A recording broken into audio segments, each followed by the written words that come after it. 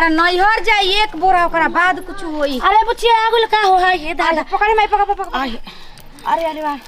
अरे चल खुश यही तरी भगवान में। अरे का जरूरत रहला है भारी ओरी टंगला के बतावा। सुनी के टेम्पू कॉली करे की न भूषण तोहनी के एक बोरा आलू पहुंचा दे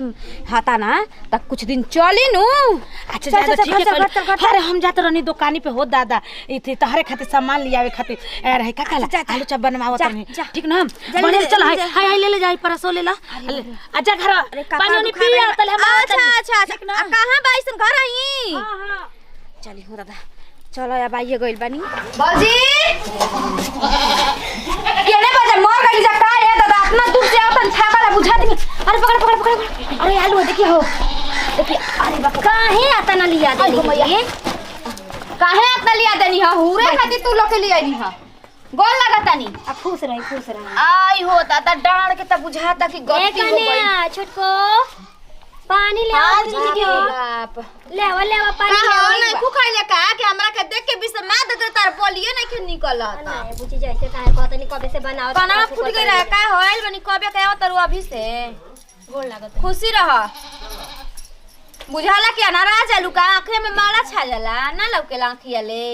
कि नंदी आइल बिया कब के तो हम का जाननी हम रूम में रहनी कि ना घर में रहनी। हां त लियावत तनी ससुरे ले मोय धान आ खा के घर में मट मंगा लगावे के बटुए। हां का करे के बा आ जाए दी बुची जी अब रखना बढ़िया साड़ी का पहलू हो। हां 20 दिन ना पहन तू। हां अपन मन के फैल बउजा ये होतिया हटे त ना पहिरियन त का होई पागल हो तू तो और कपर पे चढ़ले बाड़ू। हम नया मोहर बाड़ी ना नया नहर बाड़ी तू नया बाड़ू। हां 16 साल का छोकरी बाड़ू तू। हां पनिया पी आलू देखा 6 महीना से साल भर चले के चाहिए आलू। अब सोच ले तू कैसे में चलाइबू। ठीक बा तेल कतना में धके गई रहनी है ता खत्म आज मम्मी थोड़ा सा 5 लीटर उ बुढ़िया के दिमागे सठिया गइल बाटे।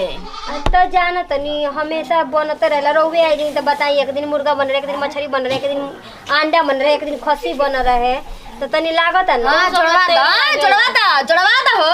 हमर खाइल का पेल का जोड़वा दा है कुल तू लोग के आंखिया फूट गइल बाटे नहीं खेला कहत ना।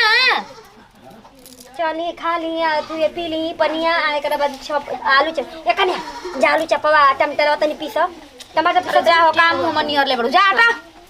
जा तनी टमाटर पीस त। हां हमें 2 रुपया वाला बिस्कुट बलाई करके दे दिया यहां से स्कूल से त दे दी का जरूरी रहला ते अब काहे ना जरूरी बा बेटी आवे से नैहर त लेके आवे के चाहिए 2 रुपया कोड़ी निकले बाटू है फिर नहीं के बाटे 50 को ले जा ले जा बुढ़ऊ आ गेल काजी के बाबूजी कहां बड़न हाय आलू ले जा चौकी नीचे पसार दा। ठीक बा बुची आ छोटका आलू अभी बनावा जा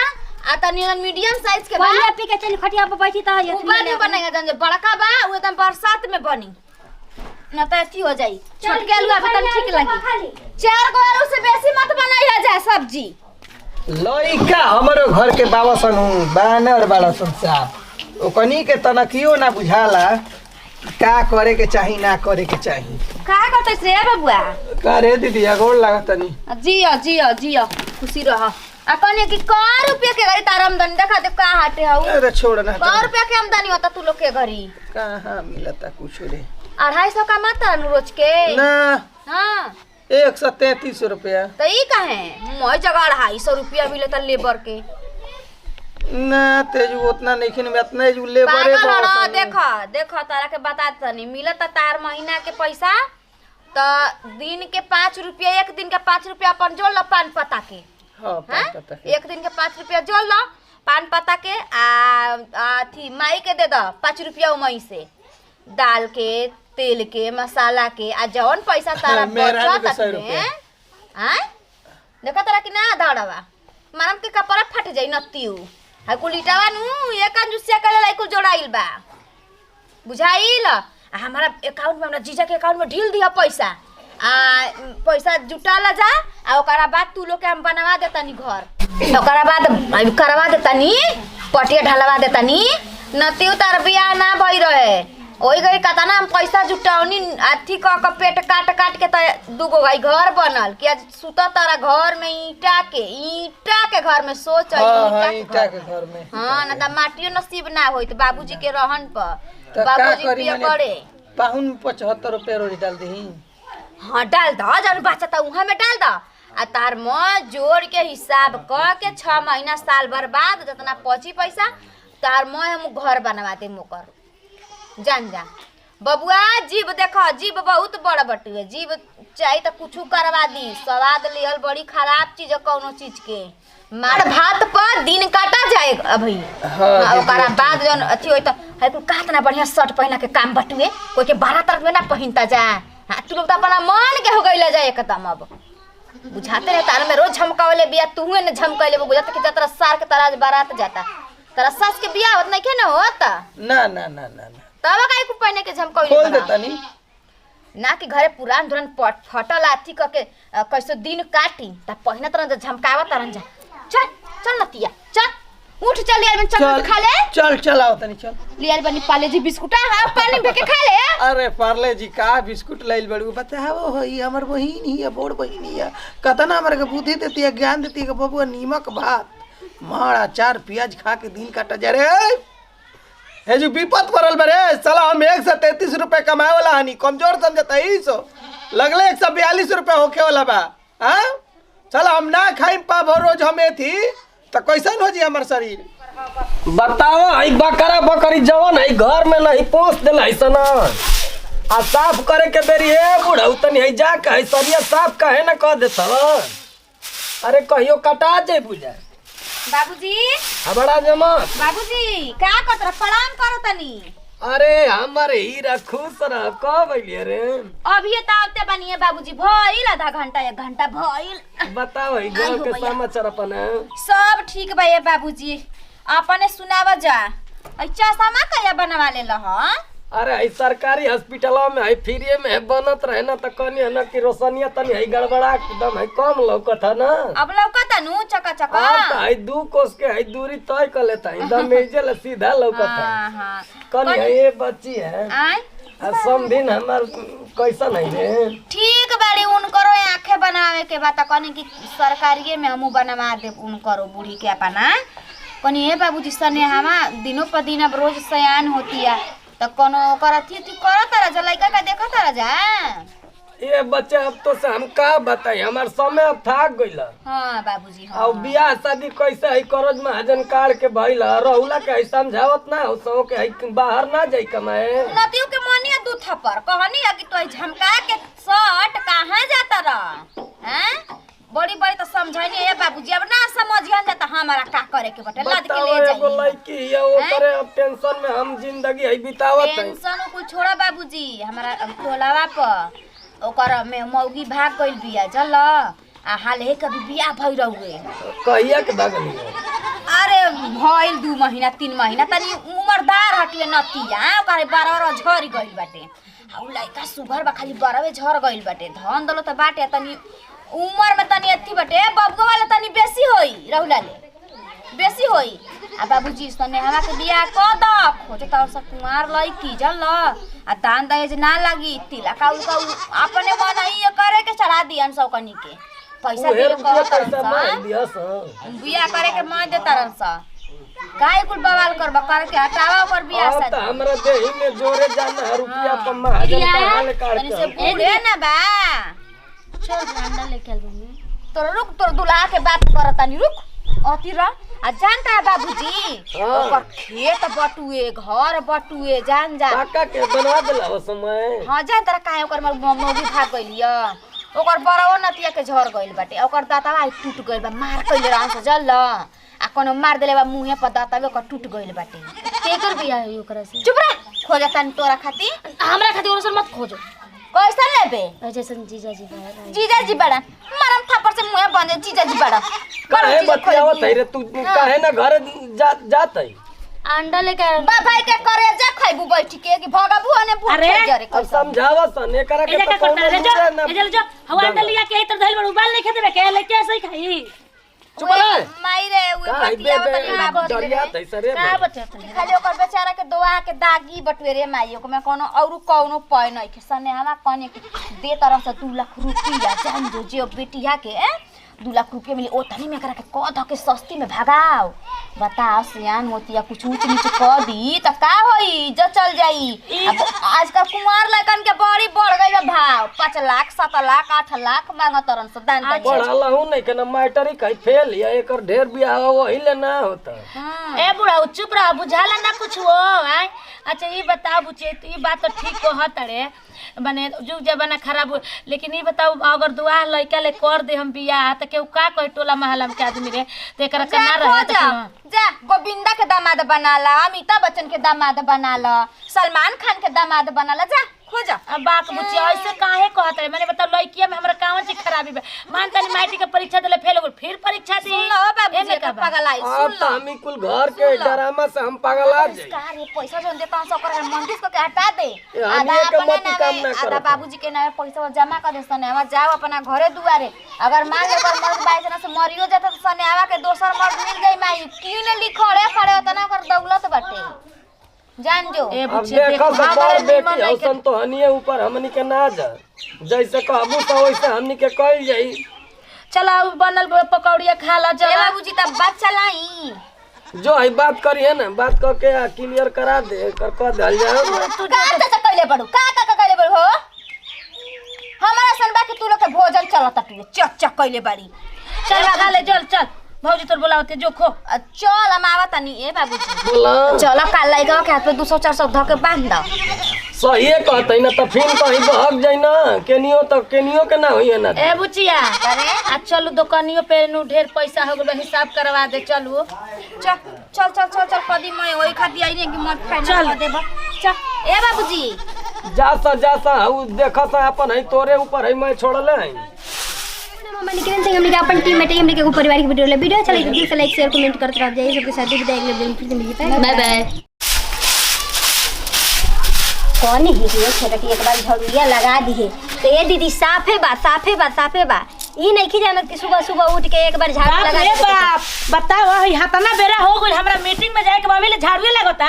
सुतला के बाद में उठे के मन नहीं करत अजी मम्मी जानते बनी दिन कैसन होता आलस वाला दिन होता टे सब कोई सूत जाता है हां तो बैठल खाए के न मिल जाता ऐसे आलस आवत हुए ये कमाए के पड़त ना तब पता चलित ये आदमी कमाता जाता नहीं नहीं जी हाथना पहिर ओढ़ के मीटिंग में जाता ना और कहां जाता नहीं हां ये दादा कॉमन मीटिंग होटे कि सब पहिरे ओढ़ के जाइम तो सब कोई देखी कुल बढ़िया आदमी आवत हन साहब सुबह आवत पहिर ओढ़ के ना जाइम तो का कहियन तेकरा घर में कुछ होइए नहीं के का रे ठीक ये कुछ समझ नहीं खा ओ ये दादा लागल बाजी अब कतना चफे न तनी जी मम्मी फेन ये छूटर रला कने जाके जल्दी से बनाइबे नाश्तावा ए छोटको चिल्लाइया ऊ कहिए न तहरा के तू कहिए उनुका के इहे तो बा घर में डलामा ए छोटको तनी आगिया आवा सुना हो आगिया बारा हो आवत नहीं अजी वो तनी सूत गइला से यार तनी सुता जा गोड़े मुड़ी चादर तन के सुता जा फटाक से का तनी चाय बना के और रखिए के तार हमर लइका वालिया के ब्रेड रखले बाटे मम्मी जी के चाय या ब्रेड दे दे नाश्ता कर ले ठीक है खाली मुंह ले बका करे के बा कौन सा बना देना हां बना दी ना जैबू जल्दी बनाए ऑर्डर ले तो ही निकले हमर से नहीं के बुझात बोले के पूछ के ऐसन कोनो बात नहीं के मम्मी ये भी नया आइल बे करे के का डाटो नया नहीं आइल बिया ई नहीं हरे के खेलल खाइलो कतिया बुझा गइल घर में सुता रहते एकरा अपने मन के समझ सास के बात बर्दाश्त करे के चाहिए ठीक न जा केने बसन के बारे ओए हो दादा सुनी ना आई जे दादा अनि जीरा मिर्च खत्म हो गेल बा मम्मी जी जीरा मरचा वाला ना त ऐसे ही बनाओ सन खाना आई तब लेके आई हम तो आज लेके आज भी याद पर के हल्दी ले ले बस सूखल मरीच है सूखल मरचा न ढेर खासन बुझा गो ना महंगा कितना भइल बा सामान ई कुल तोनी के बुझात हुए कहां ले कुलाई अजी मम्मी जी 300 का 400 के रो मार लिपस्टिक पाउडर बाप रे बाप मेकअप के सामान मेकअप के सामान हमर छुअलो एकनो त धा के गोड़वा तूर दे हमके लगता 5000 के महीना मेरा और मेकअप के सामान आवत आटे आई कुल मतलब महंगा नहीं के होकत न्यून तेल महंगा हो जाता ना जी हां त ब्यूटीए पे मिलत हुए कोनो चीज नौकरी होको काहे कुछ होको बुझा गइल ना ऐसे थोबड़ा देखैला से ना मिली घर में का जानत हो जा घर में तो बैठल हाथी नियन आ भैंस नियन खात हो जा आ सुत रहत हो जा चली बुझा गइल लिया रे चाय अरे खौले दी कि कच्चे पियम तोहनी के कुछो के लूरे नहीं खे कब के का होके के चाहिए 12 बजे ले सुता रहू जा टंगरी पसार के आई एगो हमार समय रहता हम 4 बजे उठ के नहा धोआ के पूजा पाठ क के चाय पानी कुल कर देते रही अपन चलियो जात रही मीटिंगों में ऐकन कभी ले सुतल बैसन लियाइबे रे केने 22 रे मारम लतवे ले खा ओ दादी खा कि तोरो रो चोकरे चाहिए ओ माई हेने ऐसन ते पाई हमार त बुझाइबे ना करला जितना खियेबे ना उतना कौनी के गाड़ी दे देबे। अच्छा तोर नानी लगी मौसी लगी फूफी लगी के लगी नहीं का है राउर नानी नहीं खिलक सकत राउर मौसी नहीं खिलक सकत हमारे नानी मौसी लौकी हन जानवर ऐसन कनी के प्रेम से खियेबू पियेबू करबू त ठीक लगी बात बुझाता नु कहाँ रहनी हो खाए के नहीं खे ठेकान अरे चल गो रही जानले कि बैठ गेले दुआरवा पे आ लसन बिजली चेक करे वाला हमहू वही में अपन देखावत रे सुनावत रे कहबन कि सुन ना एबार मन करता बाजारे जाए के हो तो जाई हमरा से पूछ के कोनो कमा करता नहीं का हमरा से पूछ के जाके ताश खेलता दिन भर बैठ के लड़का के फीस देबा उ नहीं खे बुद्धि अरे साला त जौन काम पूछे के बतावन पूछता ही मरी अब कहीं कि ताश खेले जाई मैदान करे जाई ये कुल पूछी तोरा से चुप रही हमरा से मत बोली जाई का जाओ बढ़िया कम सर सलाह ले तनी मेहरानू से कि बाजारे जा तनी कोनो चीज घटल बढ़ल होई त बोली ह का है रे कहिया के हमरा किन के देले बनी नैहर के ना होखेनु त हम उघारे घूमी यो रे जान जाई कोनो चीज हमर मातारे हमर भाई लिया के दे दस तो हो जाला काहे रो से कहिया नु कहनी के हमरा चूड़ी पहना दे कि त हाथ में कगो चूड़ी पहन ले बनी बानु दुगो कम बा अरे अरे अरे अरे अरे अरे लाज शरम नहीं खेला गत आई हे जे बैठ के मारो संगे गल सटका उड़ाइले बड़ू आई काम धंधा तो कुछ बाना हमनी के गो रही जा तो सास मन देखो ससुर मन देखो कब मरद ले हंसतन जा कब बोलतन जा 4 बजे उठ के बुढ़ऊ आ घर से निकल जात रह आई सुतला पर 11 बजे रात के आवत रह भीरी पंजरा एगो तोहनी के कैसे बस रे रात भर लेके सुतत बाड़े आ तब तोरा लाज शरम नहीं खेला अरे बुढ़िया ई का कहते से तोरा शोभा मारम न ते मुंह ले तबड़ा के पे मारम न सठिया गइल बनी का ई कुल कहां पहन के जातनी गाना गुड़िया जातनी मीटिंग में तू का जन रे देख ले माई के राह का है माने तू नहीं खुद देखत हमरा कहत देख ली कैसे बोलती है रे साला कोई का संस्कार झलकता कहला पता कह देम तरा औरो काम की बोलती है पतो हिया संस्कार कावन जी के कमाई खातारू कावन जी के कहां बुढ़ारी में ठोर रंग के जाता बड़ा कहां बुढ़ारी में ठोर रंग के जाता मेकअप तक ना करके जब नु तो 1 रुपया कोई पूछबो ना करिए 1 रुपया कमाईबू ना यही ना पता चलता तक ना सौदा पर रोकड़ा मिलता सजा के जाता बोलबे दादा बोलबे कौन ना ई ना बुझाला रे बड़ बुजुर्ग बोलत त तोरा तनी सब चुप चुप रही सास के त 4 बजे खुद कहा गइल बटुए का हमरा के सिखाई हन तोरा हम ना सिखाइब हई नतिया मन से कहले बा हई कुली करवाओ तो नतिउ जा हो तू हम ना जाने त हमरा कोखी मैसन बेटा जनब हम ना जाननी कि हमार ते माई हइसन हो जिवे हाथ में बढ़िया सुन लसन आ कान खोल के हो जा लुगा धइले बानी खींच के आ सुखा के रखले जातनी मीटिंग में आवतनी मैं ये 3 थानवा गिर गई लेके जो देख लेनी देख ले का करबे लूर लुफुत बाई मोले के बाद जाई रहन जजीर और माई के त एगो ना होई हन काहे जो देख ससुर तोर कगो बासन कगो बाबू रहन जाजी चली चुपचाप खाना खा ले हमरा से मत कहीं कुछ चुपचाप त खाना ना खाई में बेरा हम का करम और आगे ना घूम घूम के खाई नाच नाच के खाई मैं यो सही बोलती है मेहरानू सही बोलती है साला कहेगा मरद मतलब कुछ न रे हां हल्को भले उनी के हमनी के काम कहीं नरोल बनता ना गावल बनता गांव घर के लइकन से तो हम पागल हो गए जब देखा तब हमारे दुआरिया सरवन का ही लौकत था आ के दम है दिनों भर जा हुआ ही करत हस काहे जे बैठ के टटरा तड़ आय खाना पीना नहीं के खाए के बुझात हम जातनी मीटिंग में बुझा गुल ना आई रे बप्पा अरे हमार माई कहनी आई उमरिया के तनी है ख्याल करे है दिन पर दिन है जवान हो जात है रे का उमरिया के ख्याल करी तू देख तू सोच देख कितना बुढ़ा गुला अभी हम जवाने बनी तू जस बुढ़ा तो तस तस हम जवान होखल जातनी बुझा गइल बताओ हमारी इज्जत का है तंचो ख्याल ना करते भैया गांव में लइका एकरा के है भौजी भौजी कहत हो सही जहां दादी कहे के हो जाई भौजी कहवा पे लागल है ना भौजी निहन बानी तो भौजी ना कहियसन तू बुढ़ा गुला बुढ़ा गुनी का चुप रही तारा माई का माथ माने तू घर में उपदरो कैला रंग का है मैं कुल जात हो बाजारे बाजारे जातनी मीटिंग में जातनी मीटिंग में आय तू तो करिया अक्षल तारा भेटे ना कब भइल हमरा नहीं भेट तोरे भइल बापवा हमरा के आई लिखवाइले पढ़ाइले है ना। बाप पे मत जा, बाप तो नतिया में आन्हर रहे तो बूढ़ पुरानिया ले बियाह करा देलस तो हम बाप के इज्जत देख के रह गइनी, न तो कतना लोग ढहियात रहन हमरा के बियाह करे खातिर। काहे तोर बापवा आके कहे न कि नहीं हमरा के ई पसंद हवन तो वो घरी अखियत आन्हर हो गए रहे का। हां बाबू हमर कौवा में कबूतर जोड़ देलन, कौवा में कबूतर जोड़ देना, ये सबसे ऊपर आइल बाली। मैं गांव दहन मरले है ना, ले ले हमारी इज्जत। कनी ना अलमारी पे 20 गो रुपया धा दिल बनी, जाके खैनी के अपन पैसा ले लिया, ठीक ना। तोरा रुपया में आग लगो, हम हमके पूछबे मत कर, जो हमारा तोरा आज ले हमारा बनेगा नहीं ना तो हम कहत है उम्र के ख्याल कर है छोड़ बोलल बाबा, बोले के लूर बा हाय पढ़े के बेरी तो भौंच चरावत रह। तुम ही बोलती हो, तुम ही बोलती हो। जो हटे जले जाता नहीं जात है, जाके है मकौड़ा मारा न का होत है जरिया हमारा। एकदम घर में आता ना अति क के आदमी धो देले बाना कि का के मरद लायक के नहीं खन न त एकनिया कि जार सुने के बाद आई धरा सरफ ठीक नु बुढ़िया बेले के नहीं तनी हिसाबे से चलाव।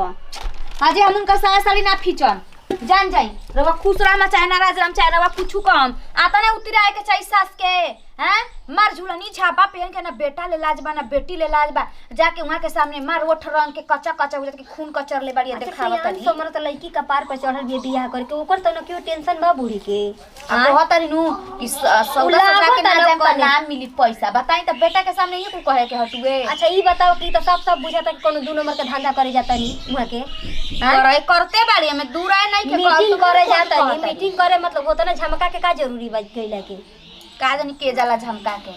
लागत है कि ऊ पतो है हमनी के सास है उनका आगे बाप रे टोला बाप में इज्जत बा हमनी के जेकर देखा ऊ कतारे फलानावा के ससुई फलानावा के ससुई फलानावा के माई फलानावा के मौगी न बाबूजी के कोई इज्जत बाटे न उहा सब के कोई इज्जत बाटे समाज में बैठ के बतियावे ला के बानी जाइया सबके। हां अरे अभी तो हमनी के नहीं खिया निकलत हाथ ना सुने के मिलता कने जे निकल लागे के तहिया कतना सुने के मिली। तू ही बताओ अपना से हां अपना से बुद्धि उनकर एकदम कामे नहीं करत। जौना उम्र में शिव चर्चा करे के चाहिए तौना उम्र में लिपस्टिक मार के दिन भर बैठल जानता नी का कहतारी कि धैले बानी लुगा रे जाके हमर लुगा खींच दिए हम ना खींचे जाए ले नौकरानी होई रहताड़ी हो जास ना खींचब हम कतना मिला के लागले 3000 मिलेला का जानी जी देह में जितना ओकर साड़ी लुगा बुए उतना हम खींचते हैं। हे भगवान त का करी माने झगड़ा भाई करी के बेटो सठिया गइलन का अब रउआ सठिया गइल बानी 3000 से ज्यादा मिलेला राउंड माई के 3000 मिलो चाहे 300 मिलो त का करबू जेकरा जतने मिला तो उतने पे उताराई रोज बा। रोज मीटिंग करावे जातनी मीटिंग करावे जातनी। अच्छा ई बताई 10 रुपया का समूह भरतनी लागत कि बड़का कतना डीएम कलेक्टर हो गेल बानी एकदम घर में शासन सा अजी दीदी जी यो सब के अब इज्जत के लाज है नहीं के बहिनिया लेके उड़हर जाई नु अरे मार के भेजनु के 3 गो होली का पारा बात मार दी बहुत फालतू गलत है हां मुआ दी हमारे के मुआ दी रवा काम हम खुद फांसी लगा के मर जाता नहीं अस्थिर रह हम लियाइम दोसर मेहर अब माई लियाइम दोसर बाबू नया नोहर कनिया आइल बिया घर में ओकरो लाज लिहाज नहीं के बार बार पूछती है छोटे कि ये दीदी सही मम्मी करी ना सही मम्मी करी ना हां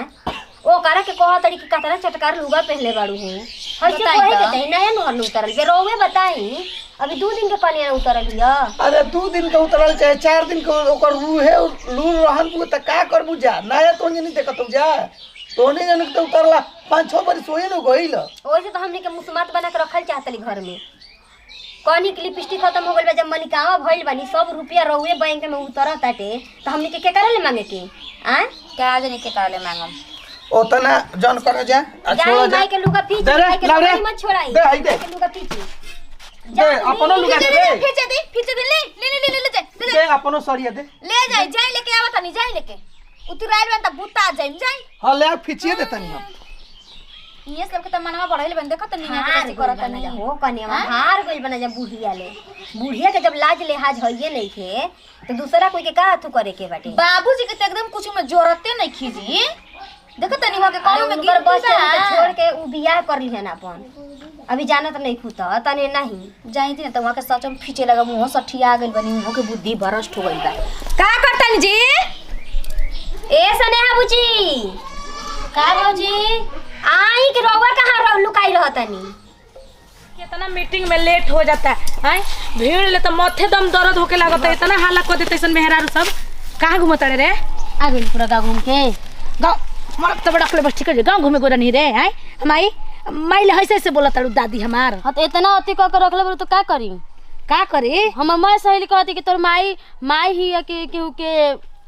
दोसर कुछ उल्टा मार दे एक तबक मारम न बस ठीक हो जेबे कर दे मान लंगर के बियाह न तो बस ठीके हो जेबू रोते रह जेबू जिंदगी भर तहरे खातिर कमाता नहीं बुझा गइल भाई भौजाई ना करे छुटकारा मिली नु भाई भाई से छुटकारा हमरा छुटकारा पावत रे त लेके भाग जा रे खिलौड़िया भगबे करे ये कुल भौजाई तोर सिखावते संत रखे कौन हम नहीं रहता हमरा आँख नहीं खे लोकत नहीं खे बोल धोके जबानवा सीधे उ लोग के इतना तैयार होके करे तो ते ही रहता तैयार होके रहता रू तैयार होके रहिए काहे जब बाजत है एकरा ही संग रे